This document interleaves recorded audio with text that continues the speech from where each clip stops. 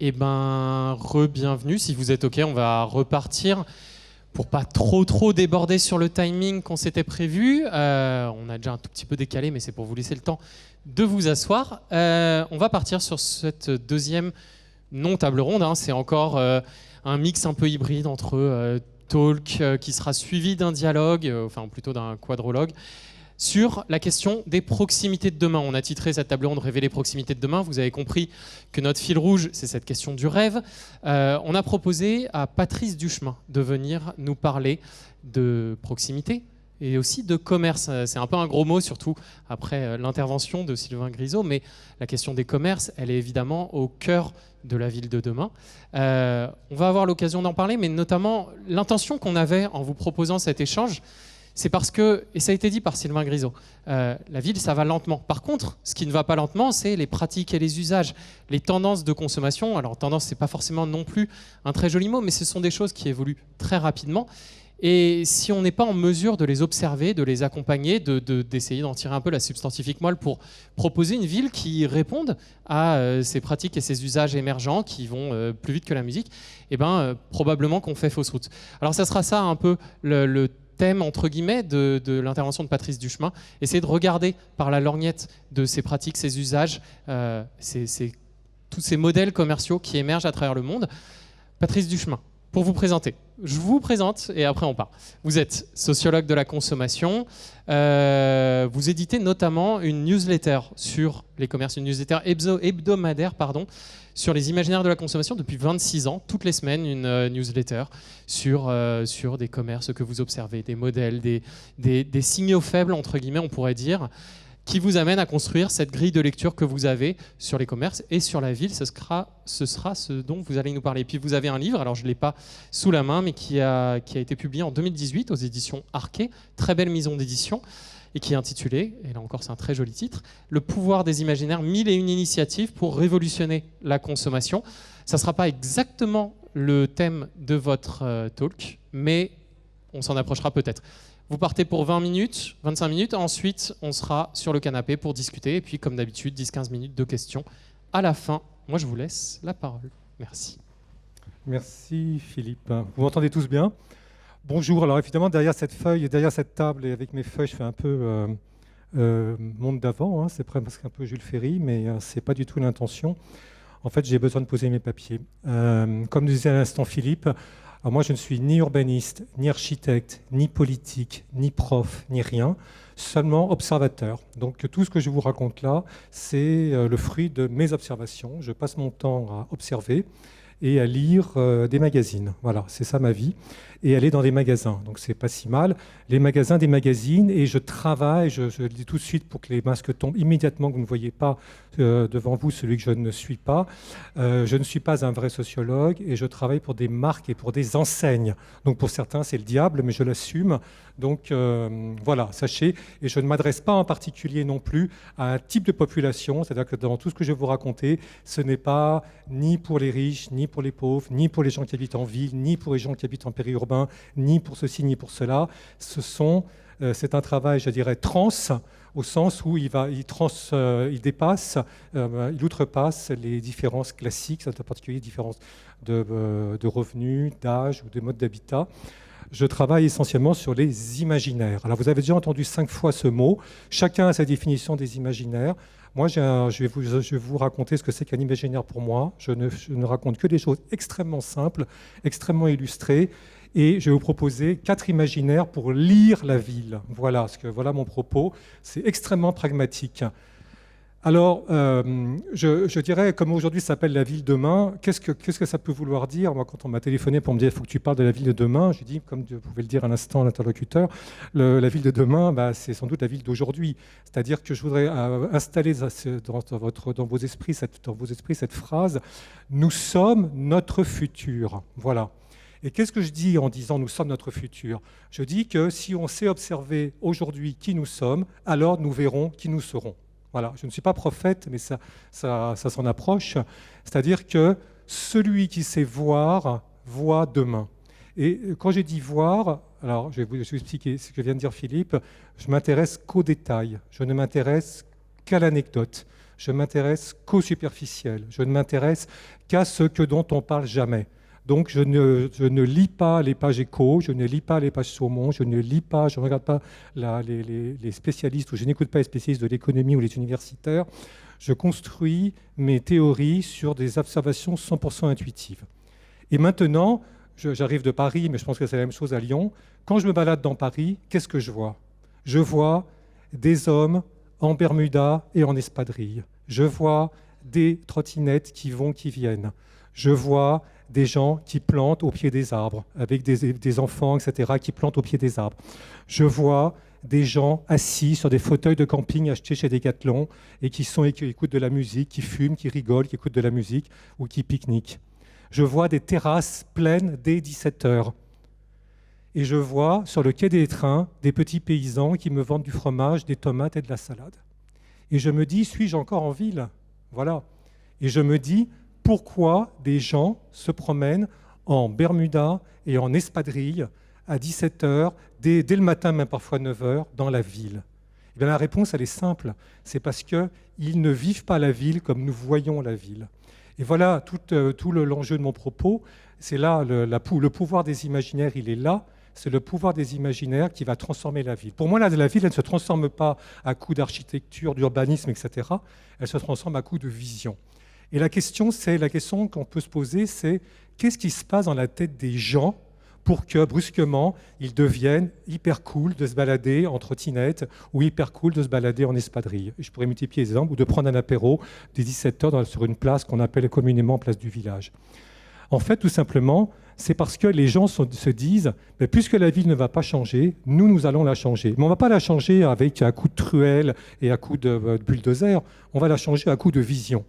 On va changer notre regard sur la ville pour changer la ville. C'est ça le pouvoir des imaginaires, c'est-à-dire qu'est-ce qui se passe dans la tête des gens pour que tout bouge sans que rien ne bouge. Voilà. Et donc c'est mon propos.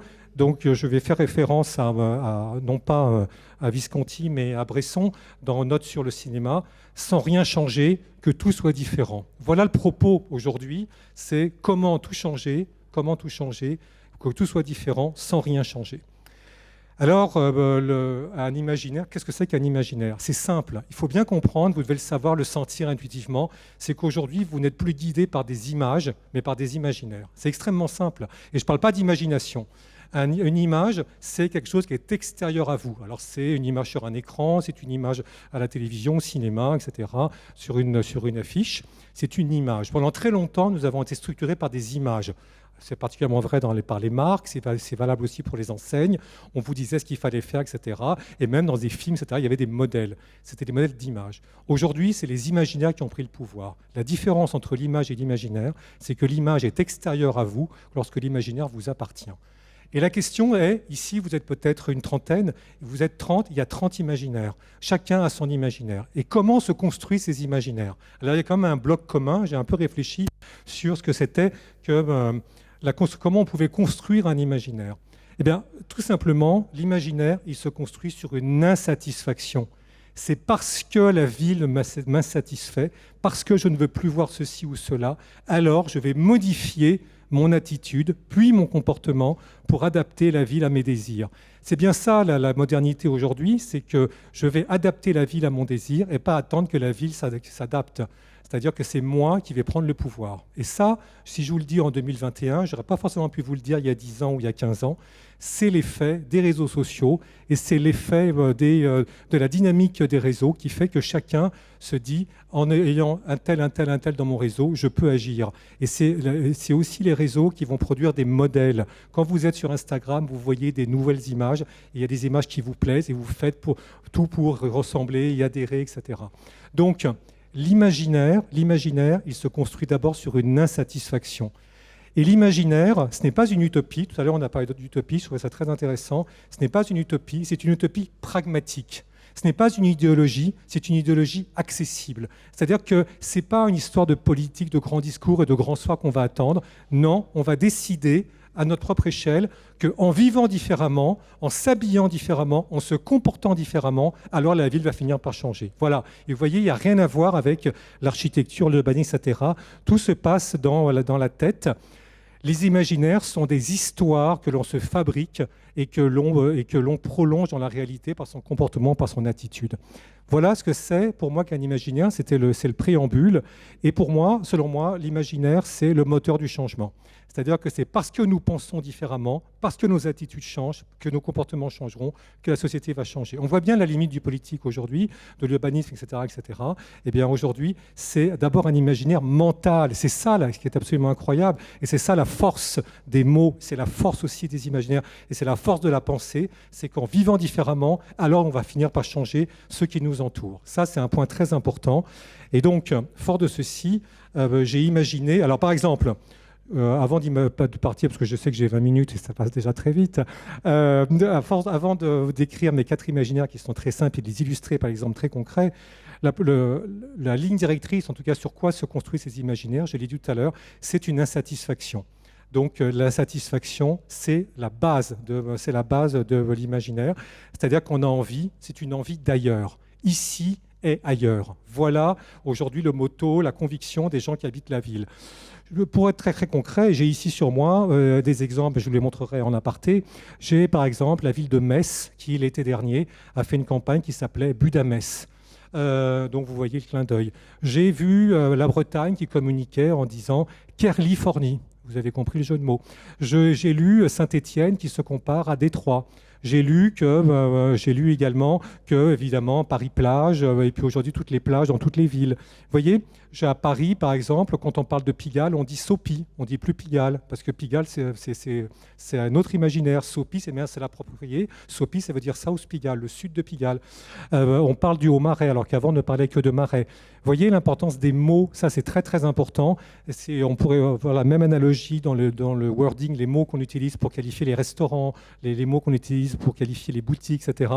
L'importance des mots, parce que la première porte que l'on prend pour modifier la réalité, c'est la porte des mots. C'est-à-dire que si vous voulez montrer que vous êtes différent des autres, vous ne devez pas vous appeler comme les autres. Voilà pourquoi les restaurants, les hôtels ne s'appellent plus au Lion d'Or. Voilà. Ils s'appellent plutôt le Cheval Blanc. Voilà, je prends un exemple un peu caricatural. Mais vous voyez, donc cette insatisfaction, elle est la base, c'est-à-dire une envie d'ailleurs. Nous voulons que la ville, nous les urbains, nous voulons que la ville nous emmène ailleurs. Et voilà déjà un élément de réponse à la question que je me suis posée tout à l'heure, qui était pourquoi les gens se trimballent ou se promènent en espadrille dans la ville. Eh bien, porter des espadrilles et des bermudas ou être à une terrasse de café, c'est dire aux gens, nous avons envie d'être ailleurs nous aussi. Donc c'est très important d'avoir cette insatisfaction en tête pour comprendre ces imaginaires. Alors ces imaginaires, parce que j'en ai parlé que le temps passe, j'en ai 4. Ils sont extrêmement simples et surtout extrêmement pragmatiques. Le premier imaginaire, pour moi, c'est l'imaginaire de la fluidité. Nous attendons une ville fluide. Nous attendons une ville sans couture. Nous attendons une ville service. Nous attendons une ville qui nous réponde au doigt et à l'œil. Donc, dans la ville-service, il y a bien sûr les tramways qui nous affichent et les autobus qui affichent leur heure de passage. Il y a bien sûr les livraisons rapides. Imaginez qu'il y a encore un an, c'était une performance pour une enseigne de livrer en 30 minutes. Aujourd'hui, c'est en 10 minutes. Et demain, ça sera en 3 minutes. Vous voyez, c'est ça, cette idée de la fluidité. La fluidité, c'est la disponibilité. Je vais pas faire référence à Armut Rosa, mais si vous voulez en savoir plus, vous pouvez le lire. C'est l'efficacité, c'est l'agilité. C'est bien sûr évidemment le vélo. Le vélo, c'est le symbole de la ville fluide.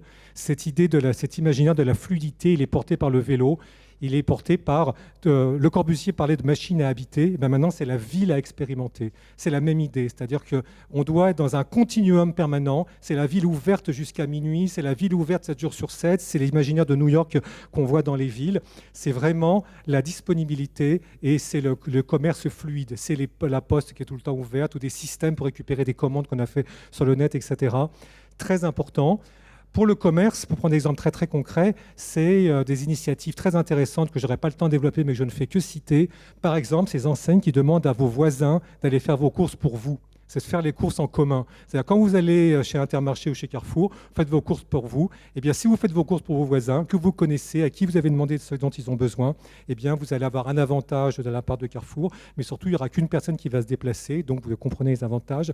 Voilà un imaginaire fluide. Mais c'est aussi, c'est tout à fait intéressant, par exemple, les magasins qui se rendent à domicile. Je pense à des exemples comme, par exemple, Optique 2000, parce que je vais citer des marques, hein, pardonnez-moi, mais Optique 2000, qui a une initiative extrêmement intéressante. Moi, je passe mon temps à observer les initiatives de commerce depuis 25 ans, comme disait Philippe.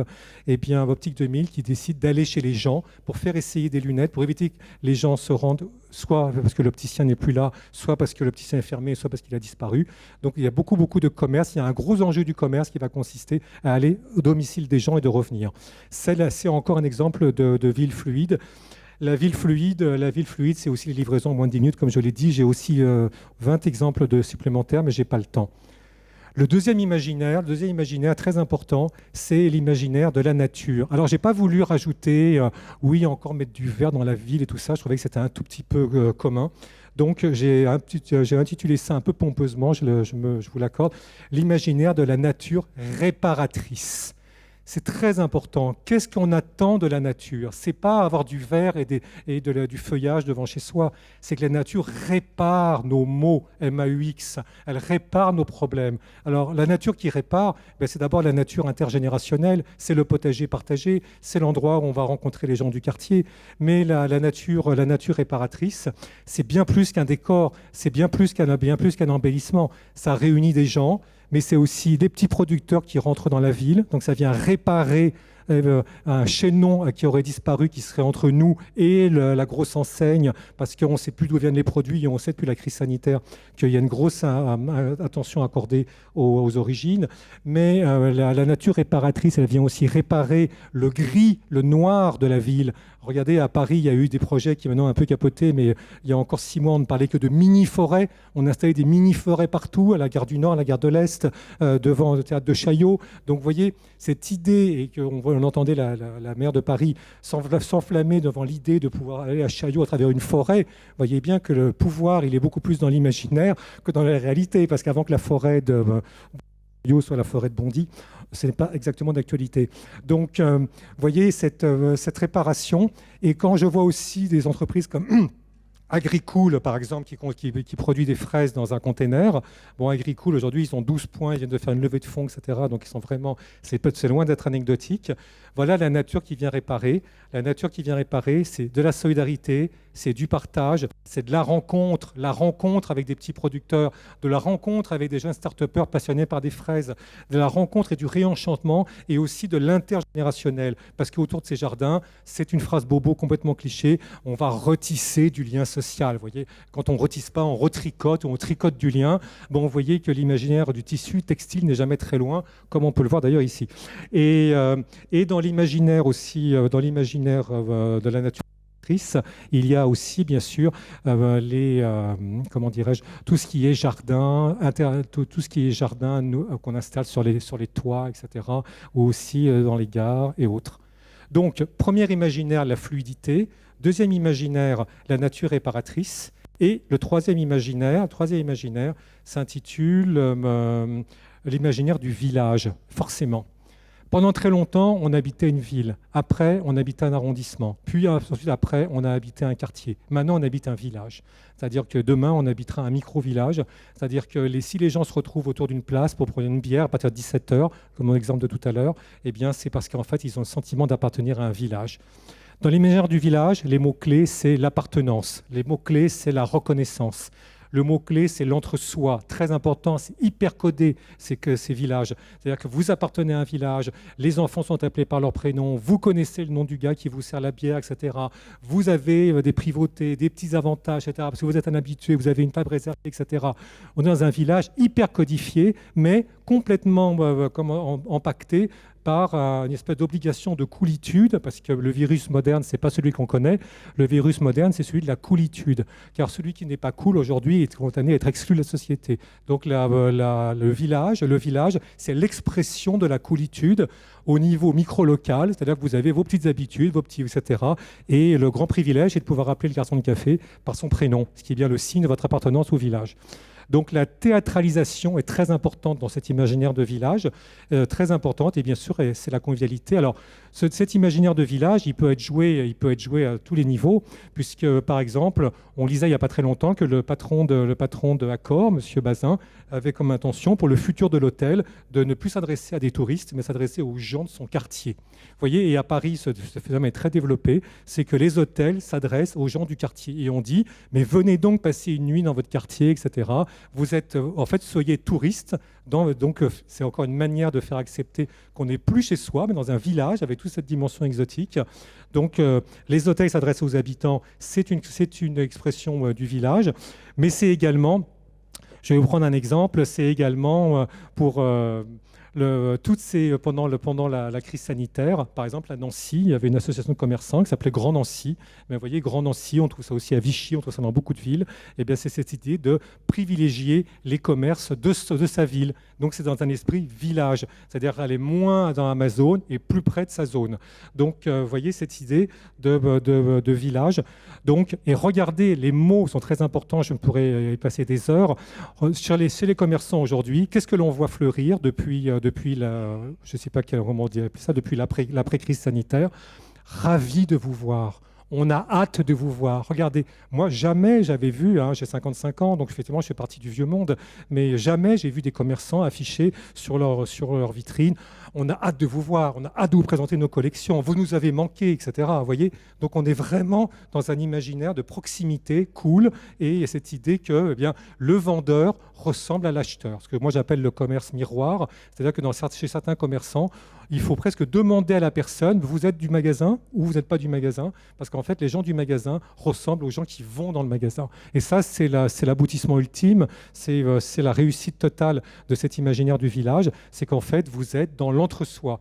Le village est forcément, dans sa version négative, est très excluant. C'est-à-dire que vous avez les codes, et ce n'est pas une affaire de riches, de pauvres, de jeunes, de vieux, c'est juste une affaire de code. C'est ça dans l'imaginaire du village qui est important. Et le quatrième imaginaire, je pense que je suis dans les temps, le quatrième imaginaire, c'est l'imaginaire de la ville interstitielle. C'est un imaginaire qui m'emballe beaucoup, puisque en fait aujourd'hui, la ville, elle va sortir des interstices de la ville. C'est-à-dire qu'en fait, je ne suis pas du tout biologiste, mais la ville, en fait, c'est comme si la ville allait générer elle-même sa ville, sa part de ville, en donnant vie à des interstices. C'est-à-dire que là, on ne raisonne plus un interstice, c'est 3 rues, c'est un croisement de rues, etc. C'est une friche, voilà, comme ici, c'est un interstice entre des endroits bâtis, pas bâtis, à rebâtir ou en voie de bâtissement. Je ne sais pas, c'est très français, mais vous voyez, et là, c'est extrêmement intéressant. Pourquoi ? Parce que ça vient provoquer de l'étonnement, ça vient provoquer de la surprise. C'est le fruit de l'hybridation. Alors, je vous abreuve de beaucoup de mots, parce que ça va vite, mais l'hybridation, c'est le secret du futur. Je vous le livre ici en toute simplicité, c'est que tout devra être hybride. Alors, je ne parle pas évidemment de carburant, je parle d'hybridation dans la construction des offres commerciales. C'est plus simplement une enseigne, c'est une collab, c'est une enseigne et un créateur, c'est un vieux et un jeune, c'est quelqu'un de connu et quelqu'un de pas connu, etc. Il y a une sorte de triangulation qui s'installe entre un influenceur jeune, start-upper, etc., dans cette typologie-là, plus une enseigne connue, etc., plus les réseaux sociaux. Vous voyez, c'est dans cette triangulation que l'avenir du commerce réside. C'est un point très important. Et ici, je pense par exemple à Veja, le travail qu'a fait Veja chez Darwin. Vous voyez, Veja Darwin, c'était il y a 2 ans. Darwin, c'est la friche de Bordeaux. Eh bien, Veja, les baskets de la coolitude qui s'installent là-bas, eh bien... Ils ont ouvert un magasin, mais ils n'ont pas ouvert un magasin Veja. C'est-à-dire qu'ils n'ont pas fait le magasin Veja de la rue de Marseille à Paris. Ils ont fait un magasin dans lequel il y avait des Veja, certes, mais aussi des Veja abîmés, des Veja restaurés, un service de cordonnerie, un Veja recyclé, et aussi des Veja qui n'ont pas été vendus, qui sont ensuite soldés, etc. Et le plus incroyable, c'est pas ce que je viens de vous raconter, c'est que avant-hier, je suis allé aux Galeries Lafayette, qui a refait entièrement son 4e. Vous voyez, ma vie, c'était ça. Je suis allé au 4e étage des Galeries Lafayette, 4000 m², 200 marques de paires de chaussures. Il y avait en plein milieu la marque Veja qui a installé aux Galeries Lafayette ce qu'elle testait à la friche Darwin 2 ans plus tôt. La cordonnerie, la récupération, etc. Vous voyez, il n'y a pas la finalité, il n'y a pas un cercle dans lequel on va rester à expérimenter des choses. La finalité, c'est de devenir la nouvelle normalité. C'est-à-dire que pour ceux qui ne connaissaient pas Darwin, vous allez au Galerie Lafayette et vous voyez le Véja de Darwin. Et c'est cette transhumance de Darwin au Galerie Lafayette qui, moi, me paraît tout à fait relevante, enfin intéressante. La friche, mais la friche, ça va être une rue. Ça peut être une rue dans la rue. Vous imaginez, c'est la ville dans la ville, c'est la rue dans la rue. Par exemple, à Paris, vous googlez, vous trouvez, vous avez la rue du Nil. La rue du Nil, c'est une micro-rue qui doit être grande comme ici et qui est au bout de la rue Montorgueil. La rue Montorgueil, c'est une rue old school, c'est la rue à l'ancienne, avec le Starbucks, avec tout ce que vous connaissez, mais pour les touristes, c'est encore la rue qui descend vers les Halles. Il y avait une micro-rue à gauche qui est la rue du Nil et qui est devenue la rue du Fooding. S'est installé là un jeune mec qui a commencé à ouvrir d'abord un restaurant, puis un café, puis une épicerie, puis une boulangerie, puis un truc de chocolat, etc. Il a créé une rue dans la rue. C'est-à-dire qu'en fait, cette rue qui était totalement invisible est devenue une référence où tout le monde se précipite. Je pourrais aussi citer, excusez-moi pour mes exemples, parce que c'est l'exemple parisien, la rue du Verbois. La rue du Verbois, c'est une rue qui se trouve à côté de la place de la République. Vous trouvez, si vous googlez, on en a beaucoup parlé d'elle. C'est une rue qui était occupée par le textile, des commerces du sentier. C'est une rue qui était, personne ne passait, personne ne s'y intéressait. Et un jour, on s'est dit, on va donner une thématique à cette rue. Et comme j'ai un peu réfléchi aussi à la ville de Lyon qui m'accueille aujourd'hui, j'ai pensé à l'initiative de la rue de la République. Je ne sais pas si elle est d'actualité, vous allez me dire qu'elle ne l'est plus, mais j'avais lu l'initiative sur la rue de la République. On avait rebaptisé et logotypé avec un lion couché, etc., qu'on appelait la rue de la Ré. Vous devez connaître ça beaucoup mieux que moi. Et ce sont des manières, vous voyez, c'est ça l'approche interstitielle. C'est-à-dire qu'à un moment, on prend quelque chose et on le fait émerger. Donc on passe tout le temps devant la rue de la République, tout le temps devant la rue de Verbois, tout le temps rue du Nil, et un jour, paf, elle est réenchantée, elle existe différemment. Et tout à l'heure, j'ai pris l'exemple du Cheval Blanc. J'ai pris l'exemple du Cheval Blanc tout à l'heure, qui est l'hôtel 5 étoiles du groupe LVMH. Mais tout à l'heure, l'autre jour, j'en parlais avec Philippe, c'est une friche. Alors bien sûr, c'est une friche de luxe parce que je n'ai pas envie d'associer mes propos à une typologie. Il n'y a pas les riches, les pauvres, etc. Je l'ai dit, je le redis. Eh bien, ce coin-là, qui est le bout du Pont-Neuf, c'était une zone absolument inoccupée. Il n'y avait que des bureaux. La Samaritaine fantôme depuis 15 ans, il ne s'y passait rien. Ça avait tous les caractéristiques d'une friche. On n'était pas encore rive gauche et déjà plus rive droite. Eh bien aujourd'hui, avec la Samaritaine, avec le renouvellement de la Samaritaine, avec tous les magasins que ça a attiré, y compris Ikea, donc il n'y a pas que du luxe, y compris aujourd'hui, c'est une friche de luxe. Vous voyez, et en fait, si on regarde bien des villes, moi à Paris, j'ai identifié des endroits qui sont des endroits de friche d'interstitiel. C'est-à-dire qu'on va faire apparaître un écosystème, vous voyez, une typologie. Ici, c'est du luxe, là-bas, c'est de la bouffe, un peu plus loin, c'est de la créativité, etc. Mais il faut donner une couleur, une thématique. Et c'est en cela que le travail de marketing, le travail de positionnement, le travail de promesse, il n'est pas du tout étranger à notre propos aujourd'hui. Et c'est pour ça que moi, j'assume complètement le fait que je suis totalement vendu au marketing, si je puis dire, entre guillemets, bien sûr. Mais vous voyez, parce que moi, ça me fascine. Pour moi, ce n'est pas du tout de la manipulation, c'est de la compréhension des attentes des individus. Et quand vous comprenez les attentes des individus, alors le marketing et les enseignes et le commerce devient vertueux. Il n'y a pas d'un côté le commerce qui casserait tout et les marques qui casseraient tout au nom du capitalisme, et de l'autre côté des gens qui attendraient un modèle, je ne sais pas lequel, non monétisé, etc., non marchand. C'est pas vrai. L'enjeu, c'est justement de rendre accessible à tous un modèle économique que d'ailleurs de modèle capitaliste, mais d'un modèle économique qui est fondé sur des attentes. Aujourd'hui, dans les villes, les attentes, c'est des attentes d'être ailleurs, c'est des attentes de réenchantement. Alors, le village, la ville interstitielle, la fluidité ou la nature réparatrice, ce sont les quatre attentes minimales pour tout que doivent absolument cocher les commerces qui veulent réussir une implantation en ville. Et en fait, elles se combinent, ces imaginaires. Il ne s'agit pas d'être bloqué sur le village. Ce qui est intéressant, c'est de faire village plus fluidité, ou bien nature réparatrice plus village, etc., ou ville interstitielle plus fluidité, qui est très intéressant. Et en fait, de combiner, j'ai un tas d'exemples que je ne vais pas développer maintenant parce que je vois que Philippe s'agite, mais c'est ça, la combinatoire de ces quatre imaginaires peuvent provoquer alors je ne sais pas du tout quelles sont vos préoccupations, mais la question c'est quel type de commerce installer, quel type d'enseignes draguées, etc. Place à l'imagination, mais surtout pas à l'imagination rétroviseur, l'imagination longue vue, mais pas trop longue vue non plus, et surtout en écoutant et en entendant et en comprenant les attentes des individus qu'on appelle parfois consommateurs, mais beaucoup urbains. Et merci beaucoup pour avoir tenu le timing. Du coup, ce que je vous propose, vous venez vous installer là à côté de moi sur le canapé en vous servant de l'eau, etc. Moi, je vais en profiter pour présenter du coup mes deux invités qui sont là, Claudie Jacoutot, qui est la directrice d'Urbanera sur la région du Grand Lyon. Je me suis fait gronder tout à l'heure puisque Urbanera n'est pas la marque grand projet de Bouygues Immobilier, mais plus exactement la partie aménageur de Bouygues Immobilier, qui est donc ici sur la Cité des Halles dans son rôle d'aménageur par rapport au métier de promoteur qui est celui de Bouygues Immobilier plus traditionnellement. Et Orbiane Wolf, fondatrice et directrice de Superposition, qu'on voit là-bas, il y a la galerie Superposition. Il y a aussi l'atelier en ce moment Superposition avec des gens qui sont en train de repeindre sur les piliers. J'ai même pas le nom de l'artiste. Et voilà, mais tu as un micro, je pense du coup. Oui, l'artiste, c'est Foipa. Et voilà. Et en fait, très bêtement, là, on a eu des exemples parisiens, on a eu des grilles de lecture qui s'appliquent à tous les territoires, mais l'idée, c'est, sans faire l'autopromo de la Cité des Halles, parce que c'est pas drôle, plutôt essayer de discuter ensemble, là, tous les trois, et moi je me mettrai en retrait, de ce qui se passe ici. Est-ce que ça fait écho à des choses que vous avez entendues ? Est-ce que la manière dont ça a été pensé, ça correspond à des grilles de lecture que vous avez pu entendre ? Il y a un maître mot quand même que je retiens vraiment, qui me semble vraiment particulièrement pertinent, c'est cette idée que la ville est le produit des insatisfactions. Et en un sens, est-ce que les insatisfactions des citadins amènent des gens comme Bouygues Immobilier, c'est vers vous que je me tourne, Claudie Jacoutot, à se réinventer eux-mêmes et à réinventer leur rôle dans la fabrique de la ville ? Est-ce que c'est cette insatisfaction qui amène à imaginer des nouveaux modèles comme celui de la Cité des Halles ?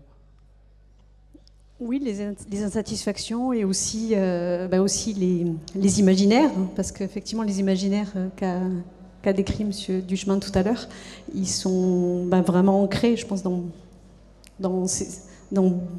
beaucoup d'attentes de nos concitoyens. Et effectivement, pour illustrer du coup, ce qui est à l'œuvre ici sur la friche, il y a les deux imaginaires du village et de la ville interstitielle, effectivement, qui sont les plus parlants. Donc, je vais vous dire quelques mots effectivement de la démarche qui est opérée ici. En fait, donc Urbanera est propriétaire de 4 hectares, donc 40 000 mètres carrés sur place ici, depuis 3 ans déjà, donc pour développer un projet urbain à moyen terme. Et durant le temps long de la mutation urbaine, nous avions voulu mettre en place des occupations temporaires. Alors en premier lieu, on a mis en place sur la rue des Balançoires, plus au sud, là, une occupation pour de l'hébergement d'urgence, avec une convention d'occupation temporaire que nous avons concédée à Habitat Humanisme. Et puis, donc ça c'est pour vraiment servir les besoins du territoire immédiat. Et puis nous voulions aussi ouvrir la friche aux habitants, parce que pendant tellement d'années, en fait, elle était du coup fermée. C'était du coup soit des grands murs, soit des hautes clôtures avec des barbelés au-dessus. Donc il y avait vraiment la volonté d'ouvrir le lieu aux riverains, aux futurs usagers du quartier, aux futurs peut-être habitants du quartier, et d'initier le devenir du site et du quartier dans sa globalité, avec une démarche d'urbanisme transitoire et de préfiguration des usages. Alors du coup, ce que nous avons imaginé, et cette année, donc c'est la première étape de cette démarche, c'est de créer un lieu convivial, une place du village, et puis également donc vraiment une démarche de préfiguration, avec donc une co-conception urbaine qui se veut innovante en fait, puisque la démarche que nous avons ici, c'est un peu une démarche à l'envers en fait, d'habitude une démarche d'aménagement un peu inversée, où en fait avant même de savoir, parce que si vous me posez la question je vous dirais que j'en sais rien, de combien on va avoir de logements, combien il y aura de bureaux dessus, quelles seront les activités déployées, je ne sais pas. Par contre ce que je sais, c'est la vision effectivement que nous avons de l'identité en fait que nous voulons proposer aux Lyonnais pour ce quartier, de l'animation que nous voulons proposer, parce qu'en fait ce sont les rez-de-chaussée qui font l'identité d'un quartier, ce sont ce qu'on appelle les socles actifs qui créent l'animation et l'identité. Et en fait, on a tout de suite, dès 2018, en fait, voulu se poser la question de qu'est-ce qui pourrait initier l'identité, l'animation, comment on pourrait incuber ce futur quartier avec les futurs locataires ou propriétaires de ces locaux, commerciaux. Et du coup, nous avons une démarche en fait d'identification et de recrutement de porteurs de projets lyonnais. Et c'est comme ça qu'on s'est connus dès 2018 avec Orbiane sur une thématique. Donc l'identité proposée, c'est sur une thématique du consommer autrement, autour des circuits courts, de l'économie circulaire, des cultures créatives. Et voilà, c'est la démarche que nous avons initiée et qui a initié notre collaboration. Peut-être justement, parlons du groupement qui en fait est peut-être pas à l'origine, c'est flou, qui anime ce site. Il y a Superposition, Urbanera, Sofa et Darwin, qui sont... C'est pas le même Darwin que Bordeaux, hein, c'est le... Tout s'explique. C'est des Lyonnais. Donc c'est des Darwin lyonnais. Justement, Orbiane, vous venez plutôt je l'ai dit, hein, de l'art urbain, de la valorisation, de la promotion des cultures urbaines avec ce statut associatif. Je vous ai présenté ? Oui, Superposition. Et ça va être quoi le rôle justement d'un acteur tel que vous dans cette animation d'un site ? Comment vous participez à la conception, à l'imagination qui va donner vie à un site comme ça ? Alors, je vais faire un petit peu marche arrière pour bien comprendre la démarche. Quand on parle d'insatisfaction, on se retrouve là-dedans. Et quand on parle de l'envie d'être ailleurs, pour nous, ça a été le problème inverse. On rencontre un problème actuellement, c'est la délocalisation des forces créatives en périphérie de nos villes. Donc nous, on a commencé avec Superposition, on s'occupe d'artistes, hein, on s'occupe de faire des expositions, des festivals. Alors pourquoi je me retrouve dans un projet comme ça ? Je vais vous l'expliquer de manière très simple. C'est que les artistes sont venus me voir un jour et m'ont dit « Bon Orbiane, trop cool ce que fait Superposition pour nous, etc. » Mais là, on a un petit problème. On est en train de monter en gamme, de se professionnaliser. Cependant, là, je suis en train de chercher des garages pour pouvoir produire mes toiles. Vous visualisez un garage en centre-ville, il n'y a pas de lumière naturelle, c'est pas possible, quoi. Donc, en fait, c'est la demande est venue vraiment des artistes avec qui on collabore et qu'on accompagne au quotidien, de trouver justement des interstices. Dans lesquels la création est favorisée. Des lieux où on peut créer des écosystèmes. C'est vraiment un mot un petit peu à la mode, mais il est quand même efficace. D'hybridation. Hybridation. Ouais, également aussi, c'est important pour stimuler les forces créatives. Dans cette mesure, on a été rapidement confronté en fait aux occupations, qu'elles soient temporaires ou transitoires, puisqu'on a monté déjà 2 expérimentations sur du moyen terme et puis des expérimentations beaucoup plus courtes sur du format événementiel. Et quand effectivement ce projet nous a été proposé par Urbanera, nous nous sommes réunis, nous avons beaucoup réfléchi. Effectivement, ça fait 3 ans qu'on entame les réflexions sur ce projet-là pour une occupation de 3 mois, in fine, une première. Et on a décidé de se regrouper avec de créer des synergies avec des structures avec lesquelles nous avons des complémentarités. Donc Sofa, vous savez peut-être présenter Sofa et Darwin qui ne sont pas là, mais au moins qu'on sache ce qu'ils font. Alors Sofa, représenté par Johan Milani, du coup, dans notre aventure collective, s'occupe, eux, avaient déjà expérimenté avec différents lieux. Par exemple, vous avez peut-être vu les sofas à Guillotière ou Sofa du 1er arrondissement. C'était un nouveau concept en fait, de coworking où on payait, si vous voulez, au temps passé. Donc Sofa avait une expertise sur tout ce qui était, on va dire, privatisation, espace de travail, puisqu'on voulait que ce lieu soit à l'image de la ville de demain, un espace mixte. Et Darwin également, spécialiste de la convivialité, puisqu'il en faut également pour générer du lien, tisser du lien, n'est-ce pas ? Donc vous connaissez Darwin, puisqu'ils ont des établissements tels que la Maison Mère, le Monkey Club. Et là, on a décidé du coup de créer un noyau dur qui puisse regrouper 3 porteurs de projets principaux qui puissent avoir une offre complémentaire sur la Cité des Halles. Mais au-delà de ça, c'est tout un écosystème qui est réuni. En vrai, ça fait beaucoup et je voudrais qu'on garde du temps pour les questions. Ça permettra de poser des questions à Patrice Duchemin, ça permettra de poser des questions pour aller plus loin sur ce qui se passe ici à la Cité des Halles. Vous l'avez compris, de toute façon, c'est une démarche de préfiguration. Peut-être il y aura, je ne sais pas si dans le public, il y aura des questions sur ce qu'est l'urbanisme transitoire, ce que ça implique de faire une démarche de préfiguration. Si c'est le cas, n'hésitez pas à poser la question, on pourra aller plus loin. Et comme ça, comme d'habitude, un quart d'heure de questions-réponses avec les équipes qui vous donneront le micro si besoin. Et pendant que certains lèvent la main, ou pas? Sinon, on continue à parler, mais c'est surtout pour vous. Et ben voilà. Désolé, encore moi. Une question sur le vivre ensemble. Parce que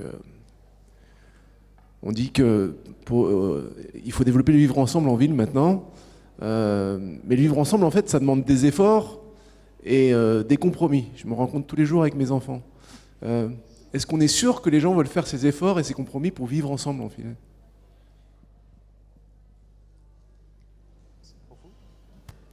C'est pour moi.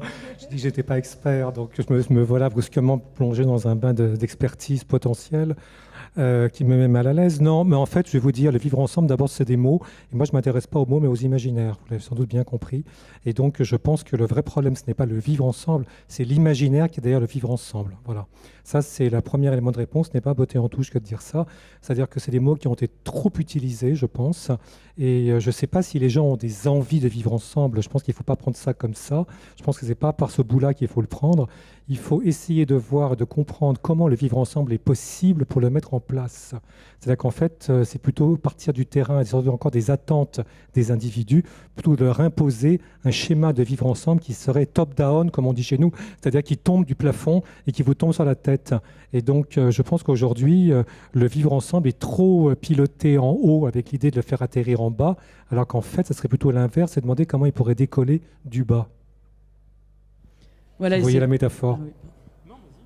C'est un petit peu sur ce sur quoi on a travaillé sur la Cité des Halles.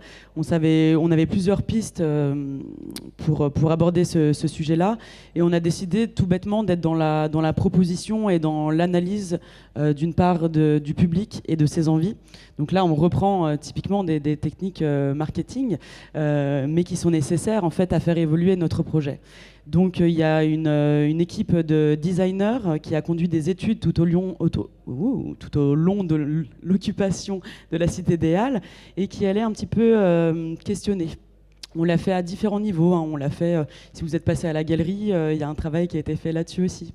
Et le but du jeu, c'était de comprendre quels sont les usages à mettre en avant selon les visiteurs pour créer du vivre ensemble. Donc là, en fait, on a retourné la question, on a posé directement la question aux principaux intéressés qui sont les usagers de ce quartier-là et bien au-delà. Et donc le but du jeu étant d'adapter notre proposition aussi pour la suite, pour coller au plus juste. Ce que je peux rajouter aussi, juste avec mon expérience de promoteur et d'aménageur, c'est que le vivre ensemble, celui qui marche, c'est celui qui n'est pas subi, c'est celui qui est choisi. Et voilà, et ça à toutes les échelles de lieux de vie. Bonjour. Donc moi je trouve qu'on comprend très bien que ces imaginaires sont le fruit d'une observation parce qu'on arrive à les voir et nous-mêmes on reconnaît plein de ces imaginaires.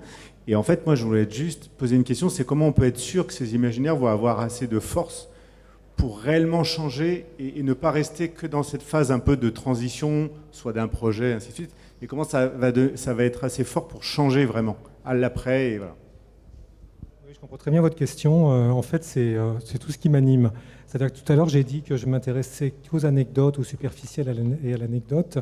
C'est vraiment mon propos. C'est-à-dire qu'au début, tout paraît bizarre, tout paraît marginal. Mais en fait, je vais encore faire une citation, parce que je vais beaucoup au cinéma, je vais faire une citation de Godard, c'est la marge qui tient la page. C'est une très belle citation.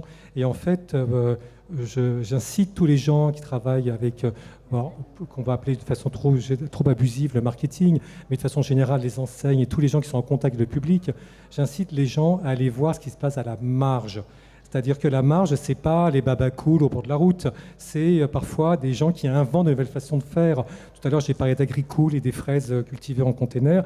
Et bien, qu'on peut cultiver différemment, on peut produire différemment. Et en fait, la marge, elle est partout. Et je trouve que de plus en plus, le futur appartient à la marge. C'est-à-dire que depuis la crise sanitaire, il y a une grande défiance vis-à-vis de tout ce qui est corporate, tout ce qui est trop gros, tout ce qui est entreprise. Et au contraire, il y a une sorte d'appétence pour tout ce qui est expérimental, tout ce qui est nouveau, etc.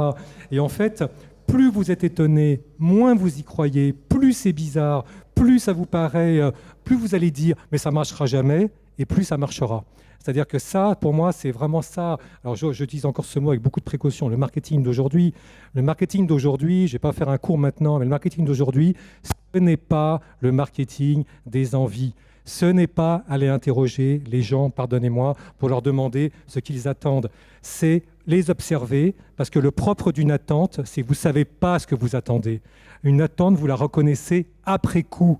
Moi, par exemple, je vais vous donner un exemple très simple, hors sujet, c'est quand j'ai travaillé pour lancer la Smart, quand on faisait des groupes de consommateurs pour dire inventez-moi la voiture du futur, eh bien, dans le meilleur des cas, c'était une Fiat 500, une Super 5 ou une Renault 5, quelque chose qu'ils connaissaient.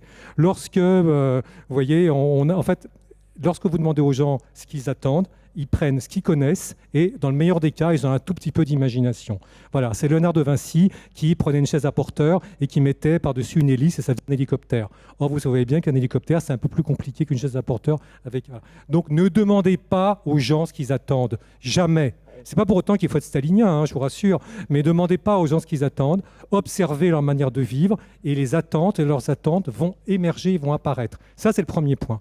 Et deuxième point, toujours encourager ce qui paraît complètement capillotracté, complètement bizarre, complètement étonnant, complètement à la marge, parce que finalement, aujourd'hui, la marge, elle va avoir aujourd'hui un réseau, elle va avoir un écho par les réseaux sociaux, etc.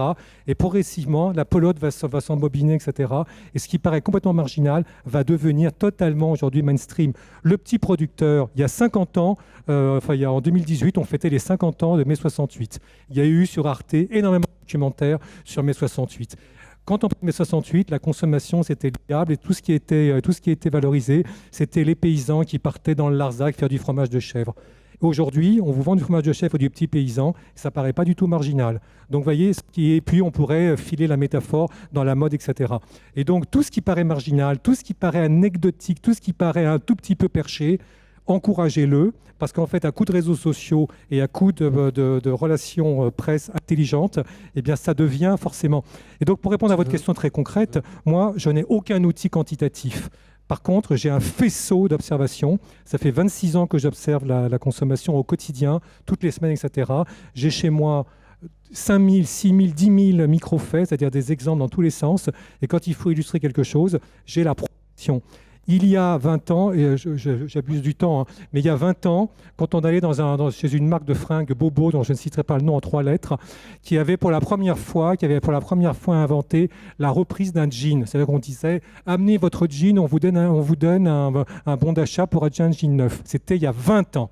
Quand je racontais ça à mes clients, on disait « Oh oui, mais monsieur Duchemin, vos exemples, c'est toujours rive gauche, c'est toujours parisien, ça ne marchera jamais, ça ne viendra jamais jusqu'à nous, etc. » Aujourd'hui, c'est chez Célio. Donc vous voyez, cette idée, et aujourd'hui c'est partout, cette idée, c'est-à-dire qu'en fait, la marge, elle est partout. Elle est aussi dans la marge, elle est dans le luxe. Tous les gens qui ont des moyens de développer des discours originaux, des points de vue originaux et des mécaniques originales, eh bien, si ça plaît aux gens, très vite, ça devient mainstream et ça touche tout le monde. Et donc la marge, elle n'est pas, bien sûr, elle peut être dans les marques de luxe, elle peut être aussi dans des initiatives individuelles, citoyennes, etc. Mais moi, je vous incite à vraiment interroger. Moi, j'ai beaucoup lu Pérec, et notamment, je vous conseille l'infraordinaire de Pérec. Dans l'introduction de l'infraordinaire de Pérec, il est écrit « Faites parler les papiers peints, faites parler les petites cuillères, elles ont des choses à vous dire. » Voilà mon métier, c'est de faire parler le papier peint, s'étonner des choses qu'on ne regarde plus. Et surtout ne pas dire « Ah mais ça ne marchera jamais » ou bien « Ah non, mais ça on a déjà essayé il y a 20 ans, ça n'a pas marché » ou bien « Ça c'est pour les bobos » ou « Ça c'est pour les Parisiens » « Ah non, mais ça c'est toujours pour les autres. » Mais à un moment, c'est pour vous. Oui, si j'ai bien compris, vous mettiez l'entre-soi comme l'apanage de la vie de village. Et pour moi, j'ai toujours imaginé que l'entre-soi, c'était un code conformiste qui empêchait le vivre ensemble. Donc pour moi, c'est des choses opposées, donc j'aimerais des éclaircissements. On me dit qu'il faut faire une réponse en 1 minute. Vous avez tout à fait raison. C'est-à-dire qu'en fait, ce que j'ai appelé l'imaginaire du village, c'est un faux village. Vous avez totalement raison. C'est-à-dire que plus il y a de l'entre-soi, moins il y a de village. Ça a été dit tout à l'heure par le monsieur qui a parlé avant moi. En fait, les gens quittent les grandes villes pour aller chercher l'authenticité, mais plus les gens vont chercher l'authenticité, moins il y a l'authenticité, parce que quand des Parisiens ou des urbains arrivent dans une ville moyenne, les prix montent, des gens s'en vont, etc.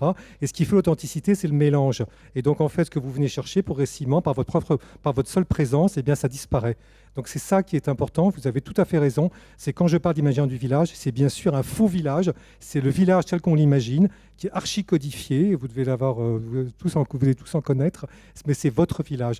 L'entre-soi, c'est un grand modèle pour le commerce. Ça a été favorisé par les réseaux sociaux, vous voyez bien, il y a des réseaux, il y a des influenceurs, et il y a des magasins. Demain, je vous dis ma vision du futur du commerce, demain il y aura des magasins qui ne seront accessibles que pour ceux qui en possèdent la carte.